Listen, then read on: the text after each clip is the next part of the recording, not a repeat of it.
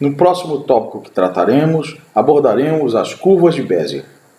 Assim como as curvas de Hermite, as curvas de Bézier são equações polinomiais. Então, podem ser de diversos graus. Também podem ser transformadas em superfícies. Por isso, cada ponto é uma tripla no espaço tridimensional.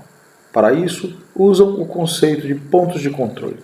E são bem mais intuitivas do que as curvas de Hermite, pois não possuem tangentes de entrada e saída. Por isso, são bem mais populares. Com elas, você pode suavizar a curva, se tiver mais pontos. É bem simples de usar. Ou podem ser mais complexas, entretanto, podem ficar bem mais bonitas. Mas são as superfícies de Bézier que darão a você um poder de modelagem incrível.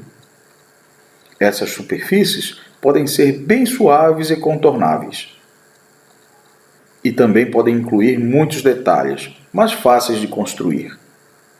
Também você pode construir superfícies complexas, como bólidos automobilísticos, aeronáuticos ou o próprio corpo humano. Pode também construir objetos indoor, indispensáveis para qualquer cena. Pode se tornar um verdadeiro artista, o que surgir na sua imaginação. Não há limites. Mas vamos pensar em Bézier primeiro como curvas, partindo de um polinômio em sua forma de somatório. Um polinômio é, como vimos, um somatório de termos constantes, onde cada constante é multiplicada pela variável de avaliação, aqui chamada de t. Essa variável é elevada a uma potência. A maior potência é o grau do polinômio. Agora, imagine se cada termo é multiplicado por um segundo fator, que depende também do grau do termo. Esse fator, que aqui chamamos de k índice i, ou k de i, é um fator que pondera cada termo, e é o que chamamos de kernel do polinômio. No caso das curvas de superfícies de Bézier, são fatores especiais. Essa expressão é aqui chamada de kernel de Bernstein. O kernel de Bernstein, como vocês podem ver, é o produto de dois fatores. A combinação de n elementos tomados i a i, ou seja, depende progressivamente do grau n do polinômio e da potência i do termo. E depende também da própria variável de potência. Note que agora, cada termo do polinômio de Bernstein possui a variável de potência aparecendo duas vezes. Enquanto a primeira cresce com i, a segunda decresce. No final, acabam se somando e cada termo passa a ter grau n. Ao contrário do polinômio comum, onde cada termo tem grau uma unidade maior do que o termo anterior, aqui, por causa do polinômio de Bernstein, cada termo tem sempre o mesmo grau. Também trocaremos a terminologia que usaremos nesse tópico. Retiraremos, por exemplo, as constantes a índice i e colocaremos no lugar b índice i, também chamado de bi. Os BIs são chamados de pontos de controle e são pontos triplos no espaço tridimensional. Também, ao invés de decrementarmos i, vamos incrementar. Se n for igual a 1, quando expandirmos as expressões, chegaremos a um polinômio de grau 1, ou curva de Bézier de grau 1. Se n for igual a 2, quando expandirmos as expressões, chegaremos a um polinômio de grau 2, ou curva de Bézier de grau 2. Se n for igual a 3, quando expandirmos as expressões, chegaremos a um polinômio de grau 3, ou curva de Bézier de grau 3. É um bom exercício chegar a essas expressões manualmente, ou seja, expanda e construa os polinômios de grau 1, 2 e 3. Agora tomemos a curva de Bézier de grau 2 e separemos os pontos de controle dos demais termos. Também expandimos cada termo de potência e separamos as variáveis de potência das constantes numéricas. Essa é a curva de Bézier em sua forma matricial, e esta matriz chama-se matriz de Bézier de grau 2. Agora tomemos a curva de Bézier de grau 3 e separemos os pontos de controle dos demais termos. Também expandimos cada termo de potência e separemos as variáveis de potências das constantes numéricas. Aqui, como no caso das curvas de grau 1 e 2, temos os seguintes termos: o vetor de potências, a matriz de Bézier de grau 3 e o vetor de pontos de controle. Note a semelhança entre a curva de Bézier e a curva de Hermite. Na curva de Hermite, os pontos de controle são os pontos de entrada P1, P2 e suas tangentes. E a matriz também é um pouco diferente. Assim como nas curvas de Hermite, cada ponto P1, P2, T1 e T2 é uma tripla no espaço tridimensional. Aqui, cada ponto de controle também é uma tripla, com o objetivo de gerar uma curva de Bézier para cada dimensão, assim como nas curvas de Hermite. Um detalhe importante das curvas de Bézier é que, se somarmos todos os termos do polinômio de Bernstein, o somatório será igual a 1. Essa propriedade é chamada de propriedade normalizante. Outra propriedade interessante é a propriedade de Convex-Hull. Essa propriedade nos diz que qualquer curva de Bézier sempre é inscrita dentro do Convex-Hull de todos os seus pontos de controle, como nos exemplos abaixo. Se você não lembra o que é um Convex-Hull, aqui vai uma explicação. Convex-Hull, também chamado de envoltória convexa, é o menor polígono convexo que contém todos os pontos em um plano. Por exemplo, o polígono vermelho da região aqui abaixo à esquerda é mínimo, convexo e engloba todos os pontos. Logo, é seu Convex-Hull. Mas o polígono vermelho da direita, apesar de ser mínimo e englobar todos os pontos do plano, não é convexo. Portanto, não é seu Convex-Hull. Então, observe agora o Convex-Hull de cada curva de Bézier. Outra característica interessante da curva de Bézier é que ela passa necessariamente pelo primeiro e último ponto de controle. Uma vez que o número de pontos de controle é proporcional ao grau da curva, ou seja, o número de pontos de controle é sempre o grau mais 1, se você quiser ter vários pontos de controle, mais que 5, por exemplo, com curvas de grau 4 no máximo, a única saída será conectar várias curvas de grau 4 umas às outras. Uma característica interessante é a influência dos pontos de controle.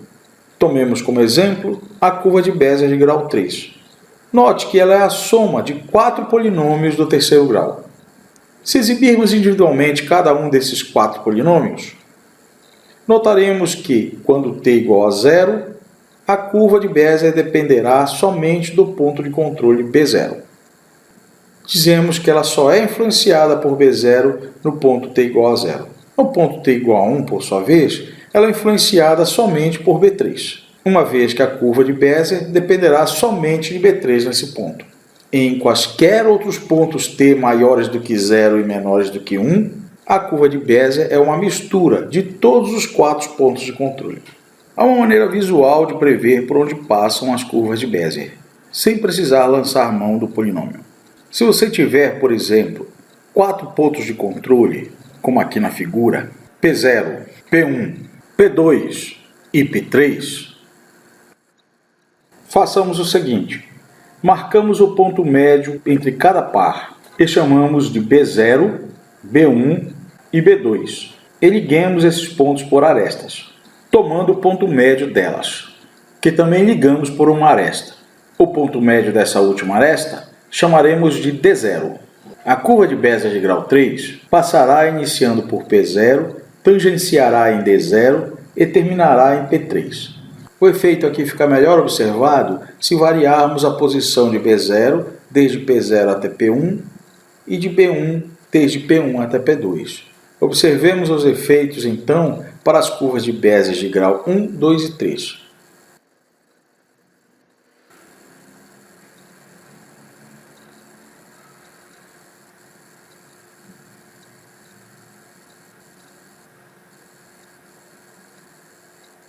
Como uma maneira de permitir a portabilidade das curvas de Bézier, podemos racionalizá-las, ou seja, o valor do polinômio final sempre será entre 0 e 1. Para fazer isso, são necessários 2 passos. Primeiro, cada termo do somatório do polinômio deve ser multiplicado por um peso entre 0 e 1. Em seguida, divida cada termo do polinômio pela soma total das parcelas, sem considerar os pontos de controle. Existe uma notação especial para a curva de Bézier racional. Isso é feito acrescentando-se um W, como sobrescrito no polinômio. Controlando os pesos, podemos controlar a suavidade da curva próxima aos pontos de controle correspondentes.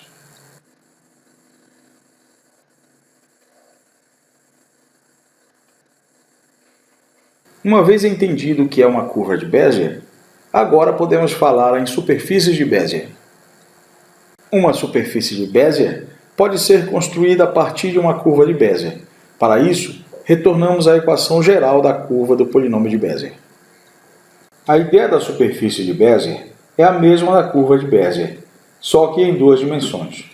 Então, se na curva temos a variável t como a variável de avaliação do polinômio, na superfície temos também a variável s para avaliar o polinômio na direção transversal, criando assim uma superfície.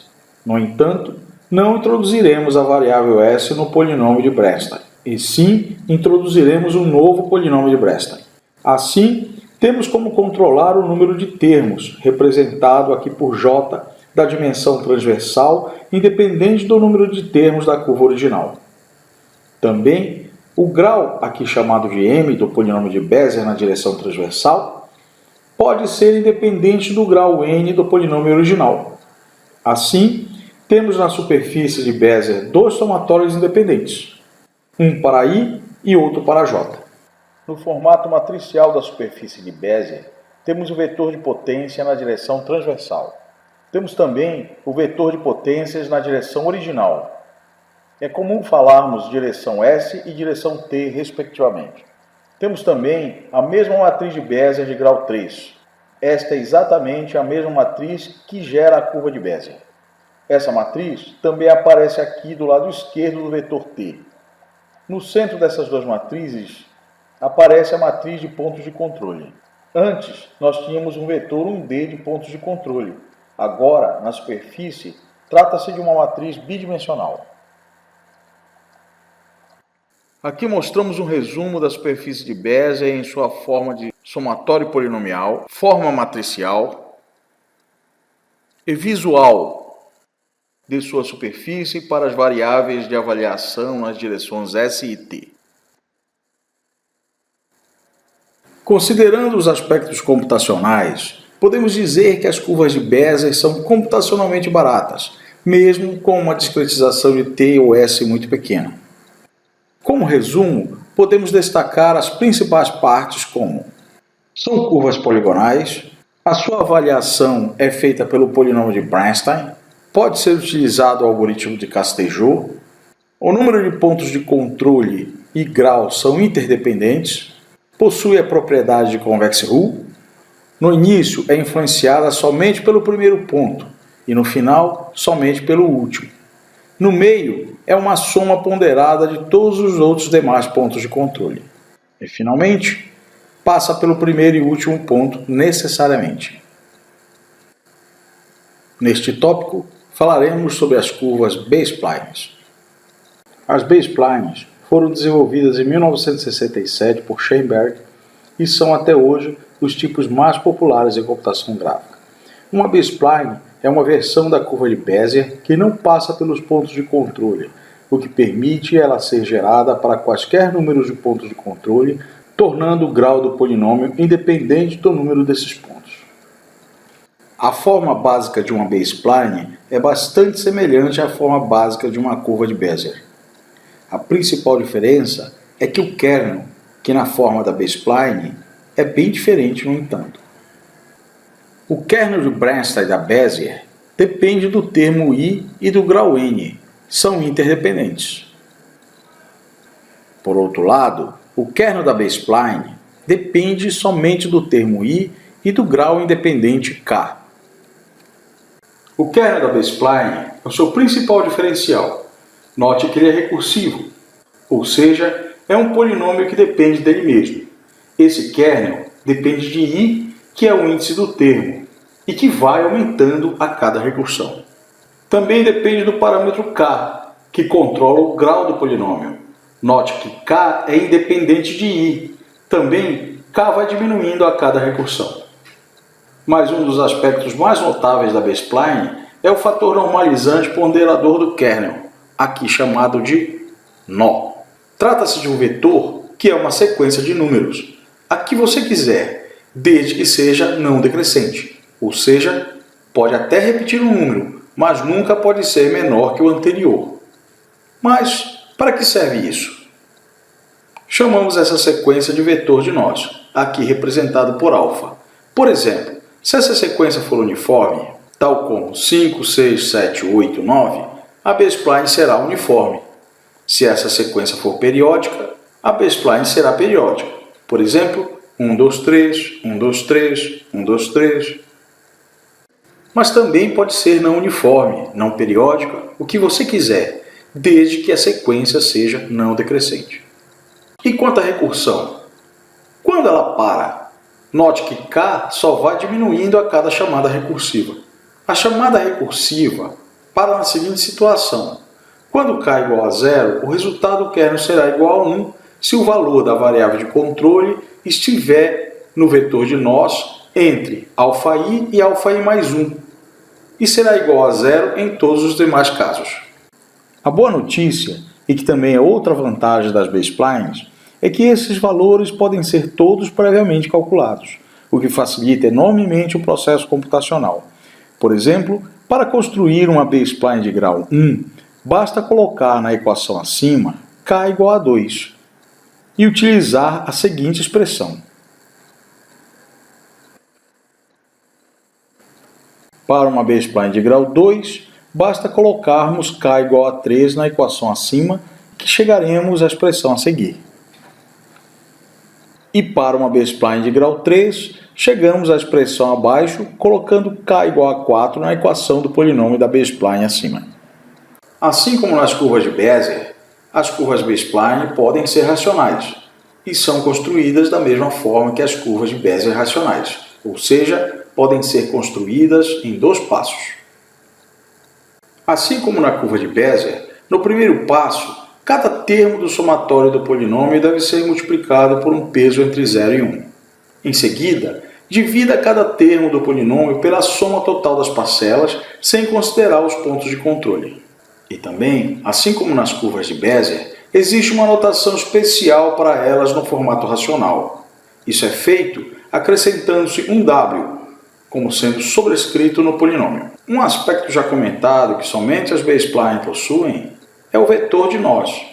Como já vimos na definição de B-splines, este vetor pode ser uniforme, não uniforme, periódico ou não periódico.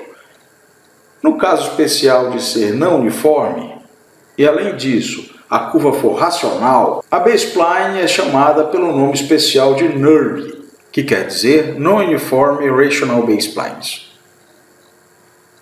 Assim como nas curvas de Bézier, as B-splines também possuem a versão de superfície. A ideia para construir aqui é a mesma. Primeiro partimos da curva original B-spline e adicionamos mais uma dimensão, aqui chamada de S. Também acrescentamos um novo polinômio recursivo, que depende do grau e do índice do termo e que também são independentes entre si. Por esse motivo, assim como nas curvas de Bézier, usamos aqui 2 somatórios, um para controlar a superfície na direção S e outro na direção T.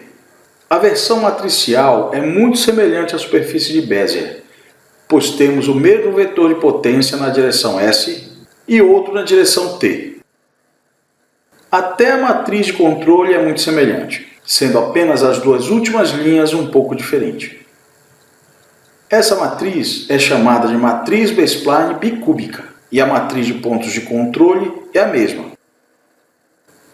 Mostramos aqui os polinômios para a superfície de Bézier e o polinômio para a superfície B-spline. Também mostramos a forma matricial para a superfície de Bézier e a forma matricial para a B-spline. Assim como as curvas e superfícies de Bézier, As curvas de superfícies B-splines são computacionalmente baratas, mesmo com uma discretização de T e S muito pequenas. Como resumo, temos: são curvas poligonais, são avaliadas por polinômios recursivos com grau e índice do termo independentes, também o número de pontos de controle e o grau são independentes um do outro. E, finalmente, as B-splines não passam necessariamente por nenhum ponto de controle.